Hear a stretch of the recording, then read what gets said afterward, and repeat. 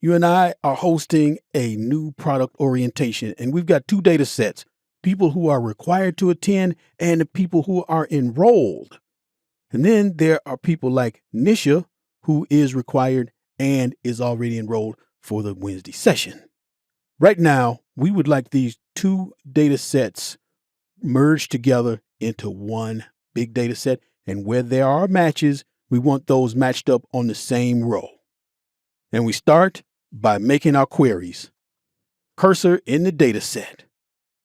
Data from table/range. This is our required query. Is our data. We're just going to close it and load it as a connection only. And we load it as a connection only because we did not do anything to this data, and it's an intermediate step. So we are not going to clutter our workbook with excess data. Only create connection.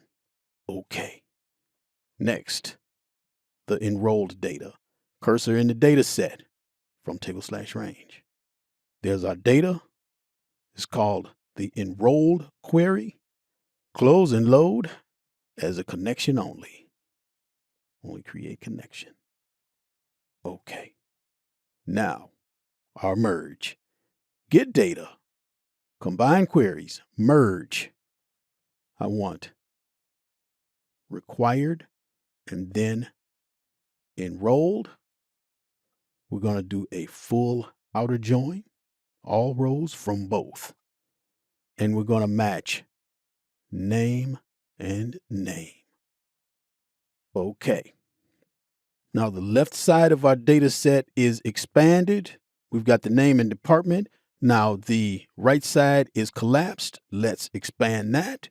We don't want to use original name as prefix. Okay. Now we see Anton, logistics department, signed up for Wednesday. Great. And Joe is signed up for Wednesday and is not required.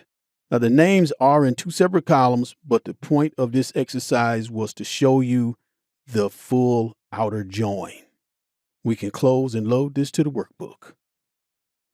Okay. I will show you how to clean up those two columns. The last time I tried this, I had 810 people show up at my home, and they were angry because I didn't show them this.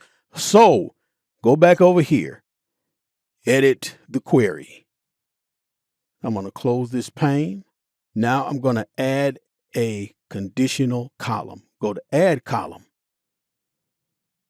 Conditional column. Call the new column Attendees. If name does not equal null. All right. If we go back, we're looking at this list in the name column. Anything that does not equal null, then select column, bring us back what is in the name column.